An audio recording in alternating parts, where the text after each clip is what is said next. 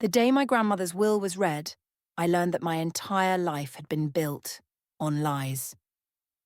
I sat in the law office's conference room, surrounded by dark wood panels and the lingering scent of leather-bound books, completely unprepared for how my world would shatter. I'm Tori, and until that morning I thought I knew exactly who I was, the only daughter of Valeria, the perfect mother who'd raised me single-handedly after my father abandoned us. How wrong I was. Before we proceed with the reading, Herbert, our family lawyer, cleared his throat. There's someone else who needs to be present. He pressed the intercom. Send her in, please. The door opened, and I felt the air leave my lungs. It was like looking in a mirror, but one that showed a slightly different version of myself. Same height, same heart-shaped face, same green eyes. But where my hair fell in careful waves, hers was pulled back in a messy bun. While I wore a conservative black dress, she had on ripped jeans and a leather jacket. What is this?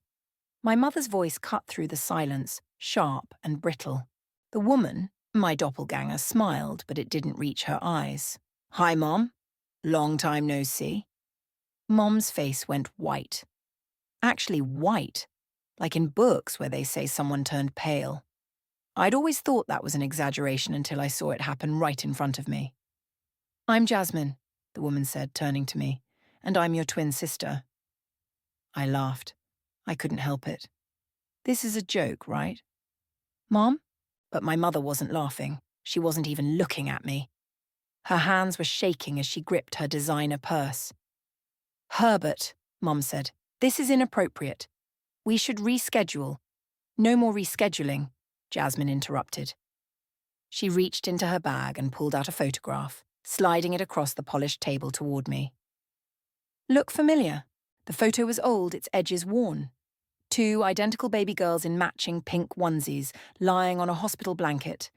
The date stamp in the corner matched my birth date. That's impossible, I whispered, but even as I said it, I knew it wasn't. The truth was right there in my mother's face, in her silence, in the way she wouldn't meet my eyes. Your grandmother Pearl knew about me, Jasmine said. She's the one who helped me find you, and she made sure I'd be here today. Herbert cleared his throat again. Yes, well, that brings us to the matter at hand. Pearl's last will and testament specifically names both Tori and Jasmine Barnes as her beneficiaries. Both? My mother's voice cracked. But that's not... She can't... Half of everything goes to each sister, Herbert continued, as if my mother hadn't spoken. The house in Martha's Vineyard, the investment portfolio, the art collection, all to be divided equally between them. I couldn't focus on the details of the inheritance. My mind was stuck on one thing.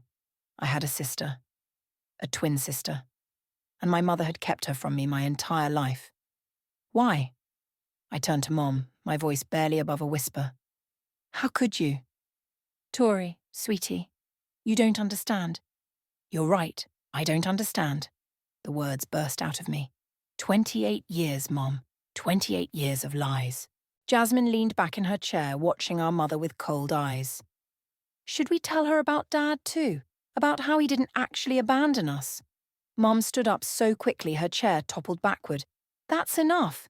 No, I said, standing too. It's not nearly enough.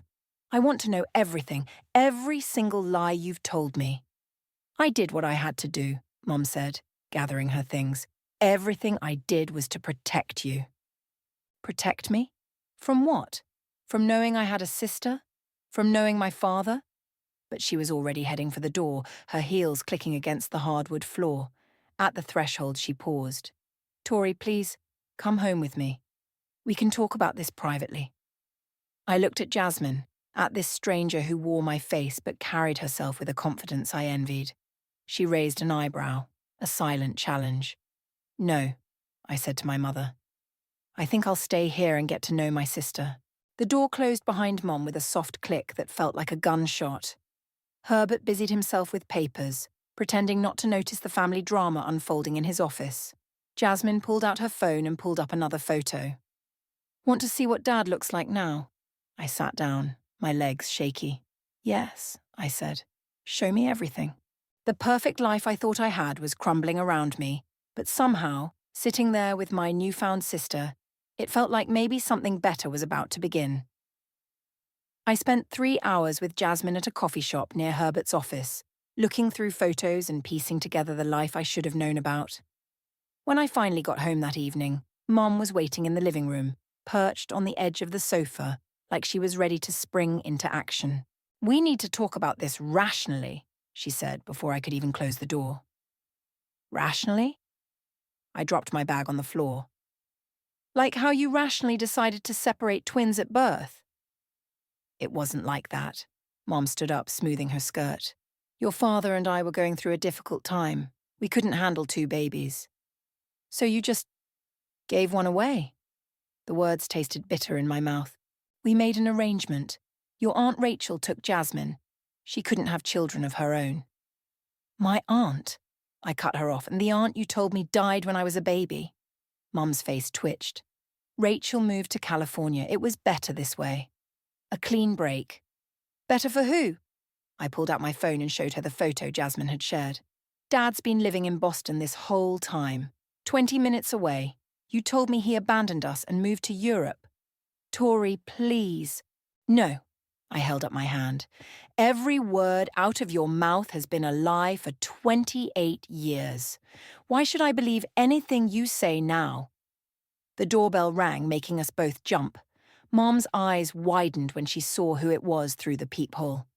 "Don't," she warned, but I was already opening the door. Jasmine stood there with a tall, distinguished-looking man with grey at his temples. Even without introduction, I knew who he was. I had his eyes. "Dad?" He smiled, and it was warm and sad at the same time. "Hello, Tori." "You can't be here," Mom said, trying to close the door. "You signed an agreement. An agreement you forced on me with false accusations." Dad's voice was firm as he held the door open. "The girls know now. It's over, Valeria." I stepped back, letting them both in. The tension in the room was thick enough to cut with a knife. "Tell her," Jasmine said to Mom. "Tell her why you really split us up." Mom's hands were shaking again. "I was protecting our family." "You were protecting your inheritance," Dad cut in. "Your mother threatened to cut you off if you didn't get rid of me, but she loved the girls, both of them. You couldn't bear the thought of splitting the money 3 ways instead of 2. "That's not true," Mum's voice rose. "Pearl was trying to control me, trying to force me to stay in a marriage that wasn't working." "The marriage was fine until you decided money was more important," Dad said quietly. "You fabricated those abuse allegations to force me out. Your mother might have bought it, but Pearl saw right through you." I felt sick. "Abuse allegations?" "False ones," Jasmine added. "Aunt Rachel kept all the documentation. That's how I found Dad after she passed away last year." "Last year?" I turned to Mom. "So, when you told me last Christmas that you'd heard from Rachel and she was doing well in Paris." Mom sank onto the sofa, her carefully maintained facade cracking. "I did what I had to do. We needed the money, Tori. You had the best of everything: private schools, dance lessons, summer camps. All paid for by keeping me from my sister and father?" I couldn't keep the disgust from my voice. "By destroying Dad's reputation?" "The charges were dropped," she said weakly. "After the damage was done," Dad replied. "After you'd convinced Pearl to write that check. After you'd sent Rachel and Jasmine away with enough hush money to start over."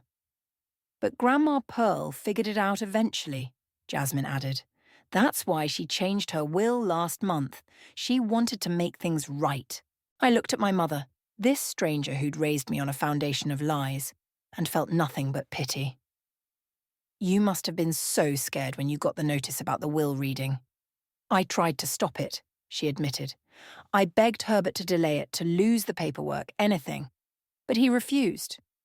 "Because Pearl made him promise," Dad said. "She knew you'd try to prevent this day from coming." I walked to the door and opened it. "I think you should leave, Mom. I need time to process all of this."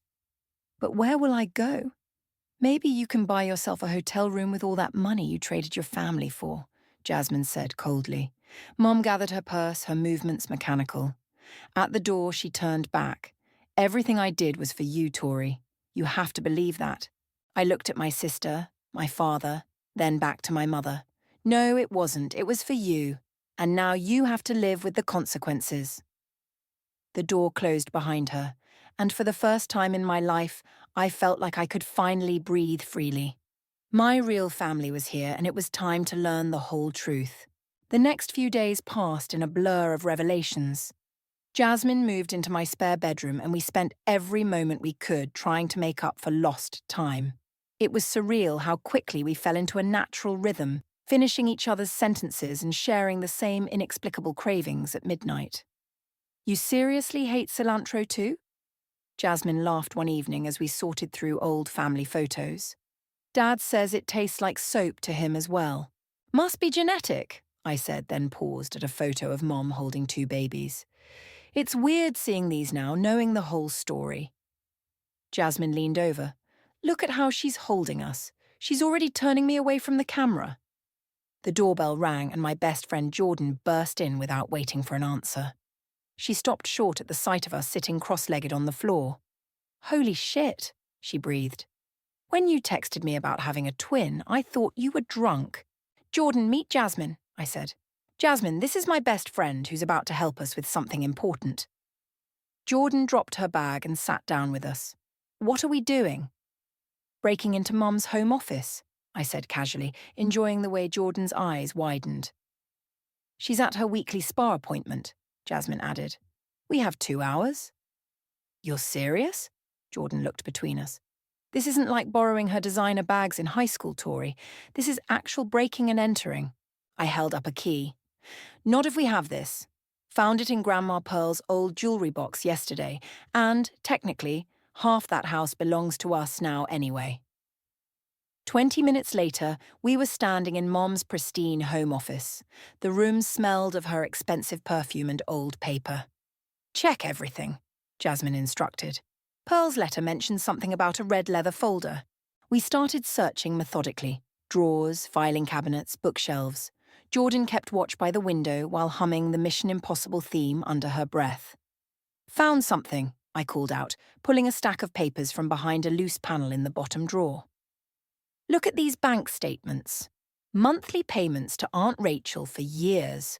Way more than what Mom claimed was adoption support. Jasmine whistled at the numbers. That's hush money if I ever saw it. Guys, Jordan hissed. Car pulling up. We froze. Mom wasn't supposed to be back for another hour. The window, Jasmine whispered, already moving. We can reach the pergola. I shoved the papers into my bag and we scrambled out onto the decorative pergola that Mom had insisted on installing last summer. We'd barely made it to the ground when we heard the front door open. Run! Jordan whispered, screamed, and we bolted through the backyard, trying not to laugh despite the tension. Back at my apartment, we spread the documents across my dining table. Look at this, I said, pointing to a letter. It's from Herbert to Mom, dated right after the fake abuse allegations. He was in on it. Of course he was, Jasmine said bitterly. Why else would a respected lawyer help separate twins and fabricate domestic violence charges? Wait, Jordan interrupted, holding up another paper. This is a copy of the original will. Pearl left everything to both of you girls from the start. Your mom had Herbert change it years ago. I felt the blood drain from my face. That's straight-up fraud. And this, Jasmine pulled out another document, is a letter from Pearl to Mom, dated just before she died. She knew everything. She was gathering evidence. I read the letter aloud. Valeria, I know what you did. The truth about the girls, about Caden, about the will, all of it. I've made arrangements to ensure justice is served even after I'm gone. You have one chance to make this right yourself. She never did, though, Jasmine said quietly. Make it right. No, I agreed. She just kept lying until she couldn't anymore. Jordan was scrolling through her phone. Herbert's firm has a reputation for handling wealthy families' delicate matters. Looks like there might be other cases like yours. We need to talk to Miles, Jasmine said suddenly. Who's Miles? Jordan and I asked simultaneously. The family historian Aunt Rachel used to find Dad. He knows all the old secrets, all the connections. If anyone can help us understand how deep this goes, it's him. I looked at the scattered evidence of my mother's betrayal and felt a surge of determination. Make the call. You're really going to pursue this? Jordan asked softly. It could get ugly. It's already ugly, I said, picking up Pearl's letter again. But Grandma wanted the truth to come out, and we owe it to her to finish what she started. Jasmine was already dialing. Hey, Miles. It's Jasmine. We found something you need to see. How fast can you get to Boston? The web of lies was starting to unravel, and I couldn't wait to pull the next thread. Miles arrived the next morning, looking nothing like the stuffy historian I'd imagined. He was wearing jeans and a faded Rolling Stones t-shirt, carrying a laptop bag covered in travel stickers. The dynamic duo, he said, grinning as he looked between Jasmine and me. You know, in 15 years of genealogy work, I've never seen a case quite like yours. We gathered around my dining table, now covered with even more documents. Miles pulled out his laptop and started typing. Your grandmother contacted me 6 months ago, he explained. She was desperate to find evidence of what really happened. She knew Valeria had manipulated the situation, but proving it was another matter. What made her suspicious? I asked. The money trail. Miles turned his laptop around. See these transfers? Every month, large sums moving through shell companies, eventually ending up with Rachel. But here's where it gets interesting. There were identical amounts going to Herbert's private account. Jasmine leaned forward. He was getting paid off too. Better. Miles clicked to another screen. Herbert was more than just your family lawyer.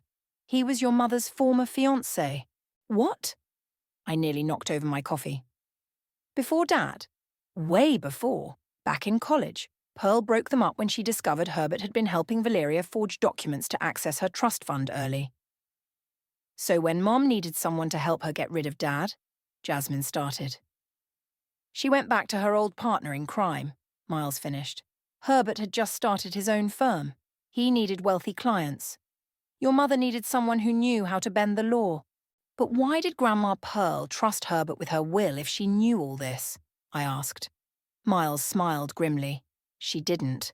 The Herbert handling Pearl's will isn't the same Herbert who helped your mother 28 years ago. Check out his full name. He pulled up a document, and there it was.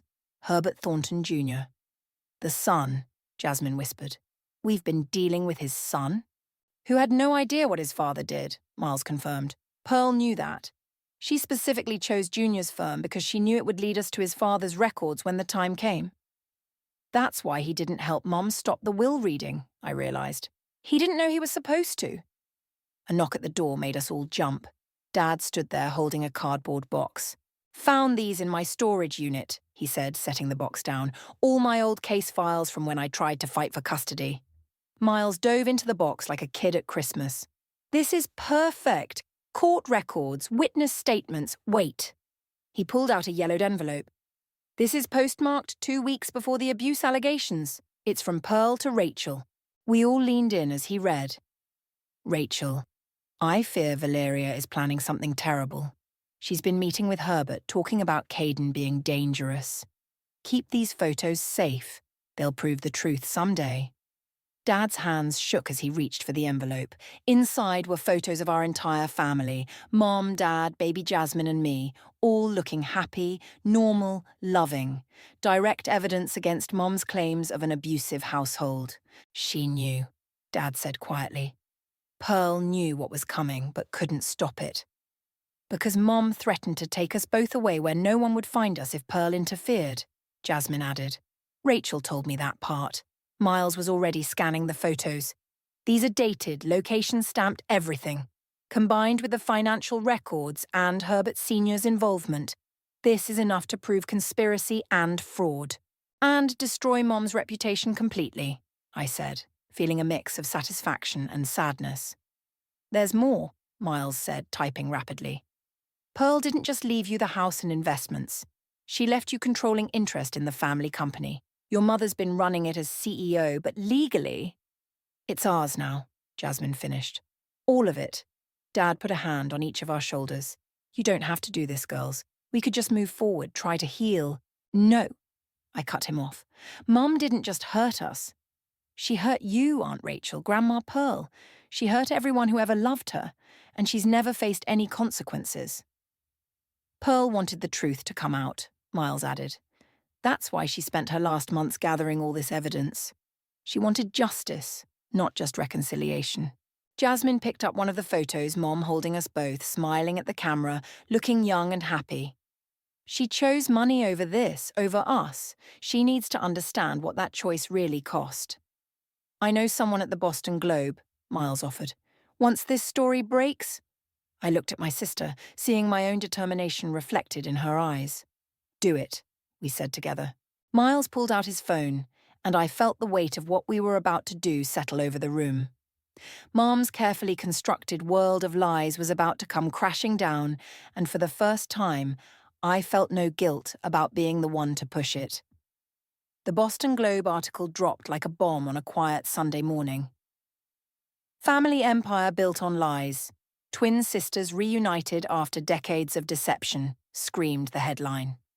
My phone started ringing before I'd even finished my first cup of coffee. Have you seen it? Jasmine's voice was tight with tension.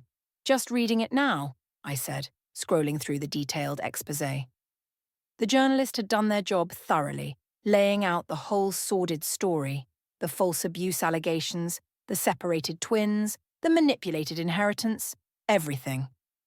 Mum's lawyer just called, Jasmine continued. She's demanding a meeting. Of course she is. I took a deep breath. Let's give her what she wants. 2 hours later, we sat in Herbert Jr.'s office. Mom burst in looking like she hadn't slept in days. Her usual perfect appearance was cracking around the edges. Smudged mascara, wrinkled blouse, hair falling out of its careful style. How dare you? She hissed. Do you have any idea what you've done? Actually, we do, Jasmine replied coolly. The company's stock dropped 12% this morning. 3 board members have already resigned. The charity foundation is distancing itself. Stop it! Mum slammed her hands on the conference table. This isn't a game. No, I agreed. It's karma. Herbert Jr. cleared his throat. Mrs. Barnes, please sit down. There's something else you need to see. He slid a USB drive across the table. This was in my father's personal files. He passed away last year, but he left this with instructions to release it if certain circumstances arose. Mom's face went ash grey. Herbert Sr. recorded everything, he said firmly. Insurance, he called it, including your conversations about framing Caden. Play it, Jasmine demanded. The recording was crystal clear despite its age. Mom's younger voice filled the room. We need something convincing, Herbert. Something that will make Pearl cut him off completely. I can't split this inheritance 3 ways. I won't. Herbert Sr.'s voice responded. Domestic violence allegations would do it. No one questions a mother protecting her children. Rachel's already agreed to take one of the twins. Turn it off, Mum whispered, but no one moved. Her younger voice continued. Pearl's getting suspicious. She keeps asking about Caden's behaviour, watching us at family events. We need to move fast. The stock options vest next month, Herbert Sr. replied. Once you're CEO, I reached over and stopped the playback. The silence that followed was deafening. You didn't just separate us, I said quietly. You planned it, calculated it, timed it perfectly to get control of the company. I did what I had to do, Mum's voice cracked. We were drowning in debt. Your father's teaching salary barely covered our mortgage. Pearl was threatening to cut me off if I didn't settle down and be a proper wife. So you destroyed Dad's life, Jasmine cut in. Sent me away. Lied to everyone for 28 years. Herbert Jr. pulled out more documents. The board is calling an emergency meeting tomorrow. Given these revelations, they'll have no choice but to remove you as CEO. You can't do this to me, Mum pleaded, looking at me. Tori, baby, please. Everything I did was to give you a better life. Stop, I stood up. Just stop lying. For once in your life, just tell the truth. She seemed to deflate, aging years in seconds. What do you want from me? A confession, Jasmine said. Public, complete. Take responsibility for everything. And then? Then we don't release the rest of Herbert Sr.'s recordings, I said. The ones about the other families you and he manipulated over the years. Mom's eyes widened. There are more? So many more, Herbert Jr. confirmed grimly. My father was very thorough with his insurance policy. You have 24 hours, Jasmine stated, standing up. Either you come clean about everything or we release it all. Every scheme, every lie, every person you've hurt. The company will be ruined, Mom whispered. The company will survive, I corrected her. Under new leadership, honest leadership. We turned to leave, but Mom called out one last time. Will you ever forgive me? I looked at my sister, at the years we'd lost, at the pain in her eyes that matched my own. Maybe someday, I said, but first you have to earn it. Walking out of that office, arm in arm with my sister, I felt lighter somehow. The truth was messy and painful, but it was finally free. Now we just had to wait and see if Mom would choose truth or consequences. Think she'll do it? Jasmine asked as we stepped into the elevator. Doesn't matter, I replied. Either way, it ends tomorrow. The doors closed on our mother's broken expression, and I didn't look back. The next day, we gathered in Grandma Pearl's old study at the family estate. Miles had discovered something hidden in her personal safe, a video diary she'd recorded in her final months. Mom sat in the corner looking small and defeated, while Herbert Jr. set up the projection screen. Pearl recorded this 3 days before she passed, Miles explained, pressing play. Grandma Pearl's face filled the screen, her familiar stern expression softened by exhaustion. If you're watching this, then the truth has finally come out. Valeria, my daughter, I hope you're here too. You need to see what your actions cost us all. Mom flinched as Pearl continued. I've spent years collecting evidence of what really happened. Not just with the twins, but everything. The corporate takeover, the falsified documents, the other families Herbert helped you deceive. The video cut to security footage from 28 years ago, Mom and Herbert Sr. in his office, planning their scheme. Then photos of Dad with baby Jasmine and me. Happy family moments that contradicted every abuse allegation. Financial records showing the complex web of payments and bribes. I was dying, Pearl's voice continued over the evidence. And instead of bringing our family together, you saw an opportunity to grab more power, more money. You didn't just separate the twins, Valeria. You separated all of us from the truth. Tears were streaming down Mom's face now. On screen, Pearl held up a familiar red leather folder. This contains everything, every lie, every scheme, every person you've hurt. I'm leaving copies with trusted friends. If you're seeing this video, it means you've chosen pride over truth once again. Turn it off, Mom whispered. But Pearl wasn't finished. But there's something else you need to know, Pearl continued. Something even Herbert didn't know about. The real reason I insisted he handle my will through his son instead of directly. Everyone leaned forward as Pearl pulled out another document. Remember Thomas? Pearl asked. Herbert's younger brother who disappeared 30 years ago. He didn't run away to Europe like you told everyone. He was going to expose your first scheme together, the insider trading that started it all. The police might be interested to know what really happened to him. Mom stood up so quickly her chair toppled backward. She's lying. Am I? Pearl's voice was steel. Check the folder, Valeria. Check the dates. Check the cabin receipts. Check Thomas's last phone records. Herbert Jr. had gone completely still. My Uncle Thomas. Dad said he died in a hiking accident in Switzerland. There was no hiking accident, Miles said quietly, pulling out more documents. These are police reports Pearl collected.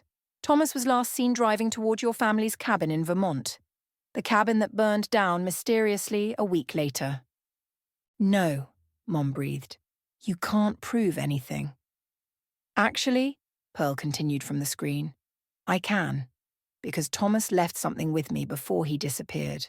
Something I've kept safe all these years, waiting for the right moment. She held up a microcassette tape. His final conversation with Herbert recorded in secret. I've had it digitized and secured. If you're seeing this video, Valeria, copies are already on their way to the district attorney's office. The room erupted into chaos. Herbert Jr. was on his phone, presumably calling his lawyer. Mom had collapsed back into her chair, all colour drained from her face. Jasmine was gripping my hand so tight it hurt. One last thing, Pearl said, her image growing grainy as the video neared its end. Tori, Jasmine, I'm so sorry I couldn't stop this sooner. I tried to protect you both, but I failed.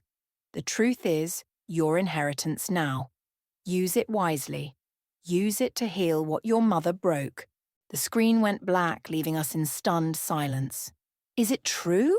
Herbert Jr. asked, his voice shaking. Did you and my father, did you kill my uncle? Mom's silence was answer enough.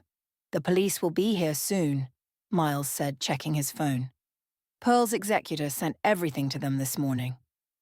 You had 24 hours to come clean, I reminded Mom, to take responsibility for what you did. Instead, you tried to call your old contacts to bury the story, Jasmine finished.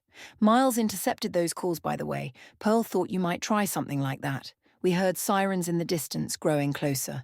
Tori, please, Mom begged. Don't let them take me. I'm your mother. No, I cut her off. A mother protects her children. A mother chooses love over money. You chose power over everything else, and now you have to live with that choice. The police cars pulled up outside, red and blue lights flashing through the study windows. Mom stood up, straightening her jacket one last time. I really did love you, she said softly. Both of you. I know, I replied as the officers entered. That's what makes it all so much worse. The media circus that followed Mom's arrest was exactly what you'd expect when a prominent CEO gets charged with fraud, conspiracy, and accessory to murder. Reporters camped outside my apartment building, hoping to catch the separated twins for an exclusive interview. This is insane, Jasmine said, peeking through my blinds at the news vans below. Did you see the headline this morning? Twisted Sister, How One Woman's Greed Tore Apart Boston's Elite Family. At least they used a decent photo of us, I replied, trying to lighten the mood. Dad arrived with coffee and bagels, navigating through the media frenzy with practiced ease. The board meeting's in an hour. You girls ready? We'd spent the past week preparing for this moment.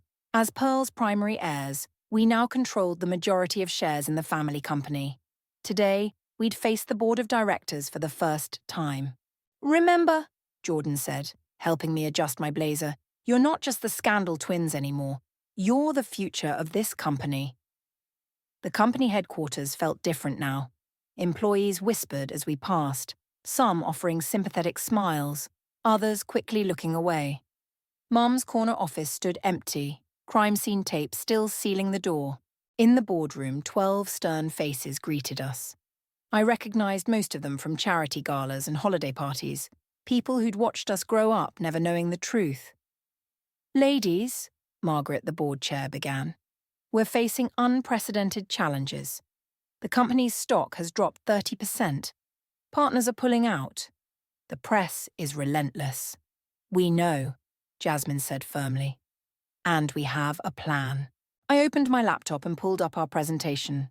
First, complete transparency. We're hiring an independent auditor to review every transaction from the past 30 years.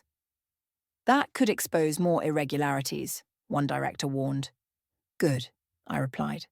Better we find them first. Clean house completely. Jasmine took over. Second, we're establishing a victims' compensation fund. Anyone hurt by Mom's schemes, or Herbert Sr.'s, will be made whole. That could cost millions, another director protested. It's the right thing to do, Dad spoke up from behind us. And it's what Pearl would have wanted. I clicked to the next slide. Finally, we're restructuring the company. New leadership, new direction, new ethical guidelines.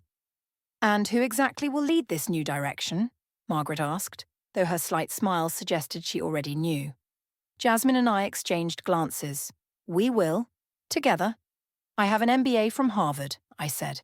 And I have 5 years' experience running successful tech startups, Jasmine added. Plus, we have something no one else does. What's that? A very personal stake in making things right, I answered. The board deliberated for hours. Meanwhile, news broke that Mom had agreed to a plea deal, promising to testify against Herbert Sr.'s estate in exchange for a reduced sentence. The headlines were brutal. Disgraced CEO trades final secrets for mercy. Finally, Margaret called us back in. The board has decided, she announced. We're approving your proposal, with one condition. We want your father to serve as chairman. His experience in ethics education will be valuable, and frankly, the public trusts him. Dad looked stunned. I'm just a professor. You're the only adult in this story who never chose money over family, Margaret said. That means something. As we left the building that evening, reporters swarmed us again. Ms. Barnes, how does it feel to take over the company your mother nearly destroyed? Jasmine grabbed my hand and we faced the cameras together. Our grandmother Pearl believed in this company's potential to do good, I said clearly. We're going to honor that belief. And what about your mother? Will you visit her in prison? No comment, Jasmine replied firmly, but I stepped forward.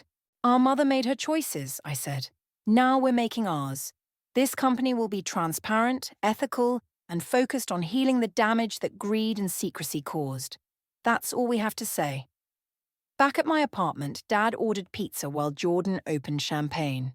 To the new CEOs, she toasted, may you be less evil than the last one. Too soon, Dad groaned, but we all laughed. My phone buzzed. A text from Herbert Jr. Police found more evidence at the cabin site. They're reopening Thomas's case. Thank you for helping uncover the truth. I showed it to Jasmine, who nodded grimly. One more secret brought to light. You know, Dad said, looking at us proudly, Pearl would have loved seeing you two together like this, running the company, fixing what's broken. Making things right, I added. Together, Jasmine finished. Outside, the reporters were finally packing up, the day's scandal becoming yesterday's news.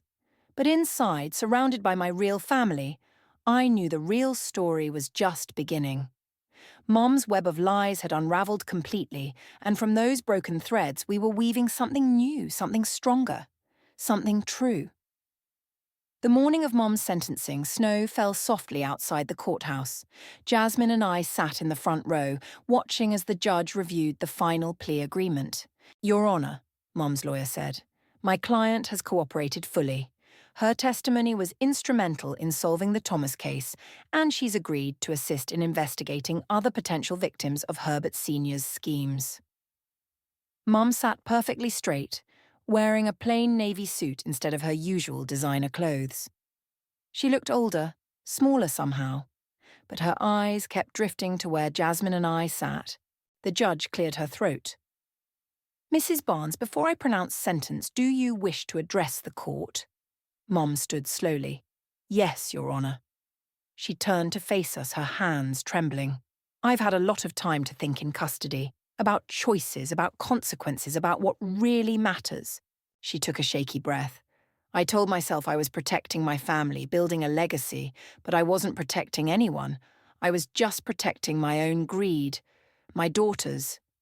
Her voice cracked. My beautiful girls. I robbed you of each other.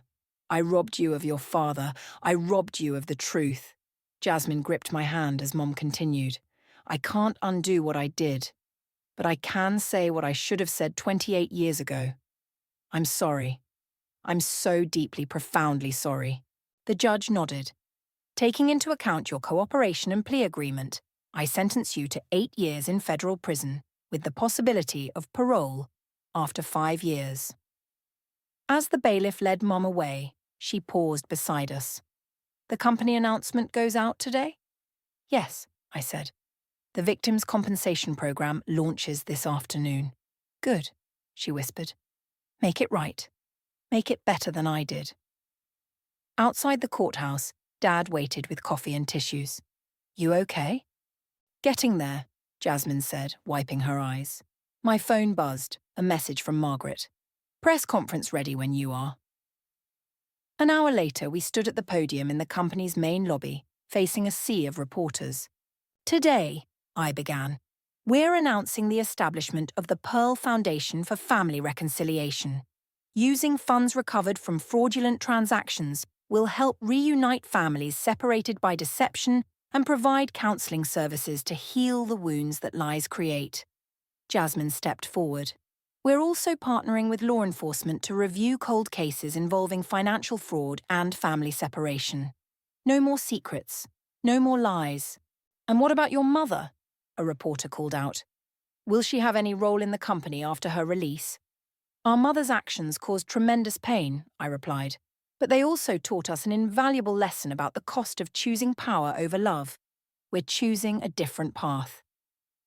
Back in my office, Mom's old office, now shared with Jasmine, we found a package from Herbert Jr. What's this? Jasmine asked as I opened it. Inside was an old photo album and a note. Found this in my father's storage unit. Thought you should have it. H. The album contained photos of Mom and Herbert Sr. in college, young and ambitious. Notes in the margins detailed their early schemes, their plans, their dreams of power. Look at this, I said, pointing to a photo of Mom holding baby Jasmine. On the back was written, Plan B ready. V says separation necessary for maximum impact. She really planned it all, Jasmine whispered, from the very beginning. But she didn't plan on us finding each other, I replied, closing the album, or on Grandma Pearl's final act of justice. Dad knocked on the door. Ready for the board meeting? We gathered our papers, but Jasmine paused at Mom's old desk. Should we keep this here, the album? I thought about it, then placed it in the bottom drawer. Yes, to remind us what happens when you choose the wrong kind of legacy. The board meeting went smoothly. Our stock was recovering, partners were returning, and the compensation program was already receiving applications. One more thing, Margaret announced. Pearl's old estate. The board agrees it should become the foundation's headquarters. Perfect, Jasmine and I said together, making everyone laugh. That evening we gathered at the estate. Dad, Jordan, Miles, even Herbert Jr. As we raised our glasses, I looked around at this unlikely family we'd built from the ashes of Mom's deception. To Pearl, Dad toasted, who never stopped believing in the truth. To second chances, Herbert Jr. added, thinking of his uncle's solved case. To sisters, Jasmine said, bumping my shoulder. To choosing love, I finished. Outside, snow continued falling, covering the city in clean white. Tomorrow would bring new challenges, new stories of families torn apart by lies.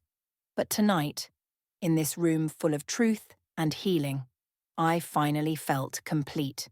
The legacy Mom built had crumbled, but from its ruins, we'd created something far more valuable, a foundation of honesty, a future of reconciliation, and an unbreakable bond between sisters who refused to let lies win.